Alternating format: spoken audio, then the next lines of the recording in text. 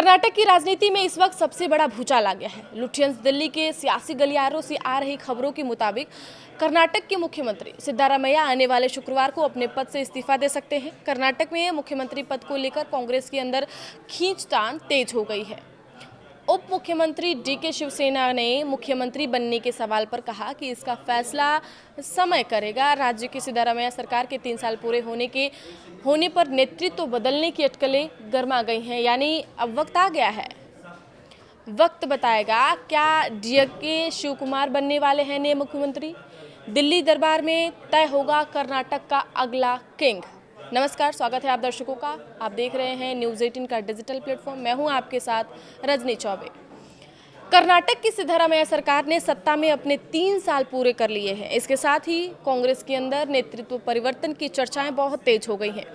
उप मुख्यमंत्री डीके शिवकुमार ने चामराजनगर नगर में मीडिया से बात करते हुए एक बड़ा बयान दिया है। जब पत्रकारों ने उनसे मुख्यमंत्री बनने को लेकर सवाल पूछा तो उन्होंने कहा कि समय बताएगा कि मैं मुख्यमंत्री बनूंगा या नहीं। शिवकुमार के इस बयान के बाद राज्य में राजनीतिक कयासों का बाजार गर्म हो गया है। शिवकुमार के समर्थक लगातार मांग कर रहे हैं कि साल 2023 के समझौते के तहत अब उन्हें राज्य की कमान सौंपी जानी चाहिए। राजनीतिक गलियारों में यह चर्चा आम है कि कांग्रेस आलाकमान जल्द ही इस मुद्दे पर बड़ा फैसला ले सकता है। पार्टी का शीर्ष नेतृत्व मुख्यमंत्री सिद्धारमैया और प्रदेश अध्यक्ष डीके शिवकुमार को दिल्ली बुला सकता है। वहां दोनों नेताओं के बीच जारी इस रसाकशी को सुलझाने का प्रयास किया जाएगा। कांग्रेस नेतृत्व चाहता है कि सरकार और संगठन के बीच तालमेल बना रहे। बेंगलुरु में गृह मंत्री जी परमेश्वर ने इस पूरे विवाद पर स्थिति स्पष्ट करने की कोशिश की है। उन्होंने मीडिया से कहा है कि बेवजह बदलाव का सवाल क्यों उठाया जा रहा है। उप मुख्यमंत्री ने खुद साफ किया है कि उन्होंने किसी तरह के बदलाव की मांग नहीं की है।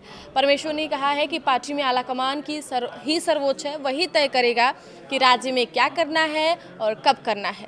क्या सिद्धारमैया को हटाने के लिए समय सीमा तय हुई थी? गृह मंत्री जी परमेश्वर ने बताया कि मीडिया में बयानबाजी करने से किसी को कुछ हासिल नहीं होने वाला है। मुख्यमंत्री को बदलने या बनाए रखने का फैसला हम यहाँ बैठकर नहीं कर सकते हैं। परमेश्वर ने एक और बड़ी बात कही कि जहाँ तक उन्हें जानकारी है, सिद्धारमैया को मुख्यमंत्री बनाते समय ऐसी कोई समय सीमा तय नहीं की गई थी।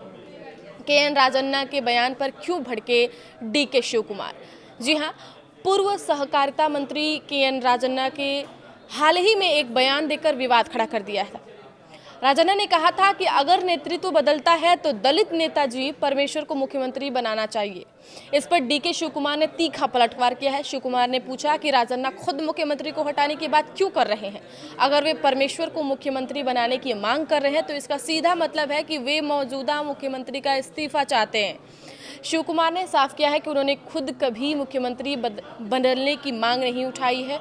सूत्रों के हवाले से यह दावा किया जा रहा है कि कांग्रेस हाईकमान ने सिद्धारमैया को दिल्ली बुलाकर एक बड़ा नेशनल रोल स्वीकार करने को कहा है और उनकी जगह राज्य के कदावर नेता और मौजूदा डिप्टी सीएम डीके शिवकुमार को कर्नाटक का नया मुख्यमंत्री बनाया जा सकता है। केवल इतना ही नहीं, सत्ता संतुलन और सिद्धारमैया को मनाने के लिए एक बिहार फॉर्मूला भी तैयार किया गया है, जिसके तहत सिद्धारमैया के बेटे यानी कि जो यतींद्र सिद्धारमैया हैं को कर्नाटक का नया डिप्टी सीएम बनाया जा सकता है। हालांकि कांग्रेस आलाकमान इस चर्चा को महज अफवाह और आगामी राज्यसभा चुनाव की सामान्य बैठ बताकर टालने की भी कोशिश कर रही है, लेकिन कर्नाटक भवन की हलचल कुछ और ही कहानी बयां कर रही है। यह बड़ा सियासी घटनाक्रम दिल्ली में कांग्रेस मुख्यालय में हुई एक बेहद महत्वपूर्ण और संवेदनशील बैठक के बाद सामने आई है।